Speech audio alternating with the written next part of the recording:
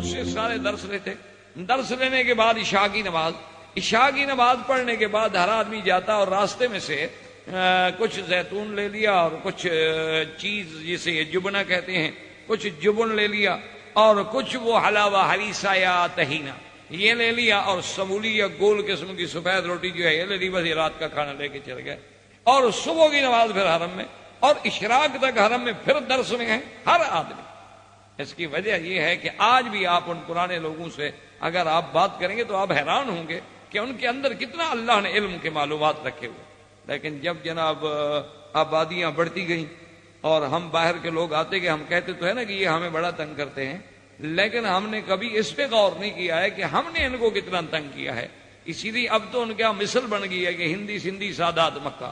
وہ کہتے ہیں کوئی ہند سے آیا, کوئی سندھ سے آیا, مکے کے سردار بن گئے, ہم تو پیچھے رہے. اصل سادات مکہ تو یہ ہو گیا. اب بھی آپ پورے نظر دوڑائیں پورے ایسے بورڈوں پر, آپ کو ایک مکے والا نظر نہیں آئے گا.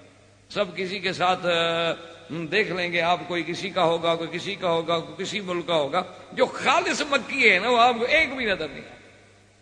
شرط لگا لیں میرے ساتھ, کل پورے مکے میں ایک سرے سے کھڑے ہو جاتے ہیں, دوسرے سرے تک کاروبار دیکھتے جاتے ہیں کہ کاروبار ان میں اہل مکہ کا ہو.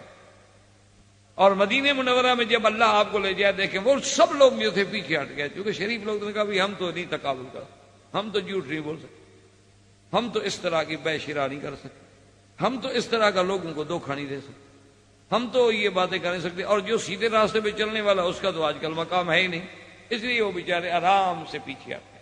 ورنہ حقیقت یہ ہے کہ عرب جو ہے, جو اب بھی اصل عرب ہے, یقین کریں کہ ہم اس کے یعنی ایک پاؤں کے برابر بھی نہیں ہو سکتے. یہ جو ہم بگڑے تگڑے لوگ ہیں وہ ہیں جو ہم ایک نسل دو نسل سے آئے, ان کا دماغ خراب ہوا, ہمارا واسطہ ان سے پڑتا ہے, اور انہی کو دیکھ کے ہم کہتے ہیں کہ جی عرب برے ہیں, نعوذ باللہ ثم نعوذ باللہ. عرب کی محبت تو ایمان کی علامت ہے. اللہ نے قرآن عربی لغت میں بھیجا, اللہ نے اپنے انبیاء کو مادن عرب میں بھیجا ہے, اللہ تبارک و تعالی نے سرکار محمد مصطفیٰ کو عرب میں بھیجا ہے.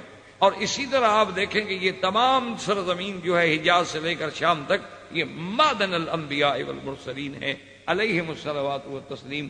آپ مسجد اقصی دیکھیں گے تو ادھر ملے گا, آپ اگر مسجد قباء دیکھیں گے تو ادھر ملے گی, آپ مسجد رسول دیکھیں گے تو ادھر ملے گی, آپ مسجد الحرام دیکھیں گے تو ادھر ملے گی, مشاعر مقدسہ دیکھیں گے تو ادھر ملے گا, مسجد اقصی دیکھیں گے تو ادھر ملے گا, طور سینہ دیکھیں گے تو ادھر ملے گا, اور انبیاء کے مراکز ولادت دیکھیں گے تو ادھر ملیں گے. آپ دیکھیں نا باقی پوری دنیا میں کوئی ایک جگہ بھی ہے جہاں کوئی ایک نبی پیدا ہوا.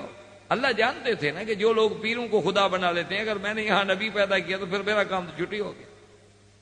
اللہ نے اپنے پیغمبر اس زمین میں بھیجے ہیں کہ ماننے پہ آئے تو صدیق بن کے دکھایا ہے, اور نہیں ماننے پہ آئے تو کھلے ابو جہل, اور درمیان میں لگی لپٹی ہے ہی نہیں. یہ تو ہمارے ملکوں کی عادت ہے نا کہ دونوں کو راضی رکھو, دونوں کو راضی رکھو, دل میں بغض ہو لیکن سر اور جب جائے یار بڑا حرامی ہے, کیا کریں, کرنا پڑتا ہے.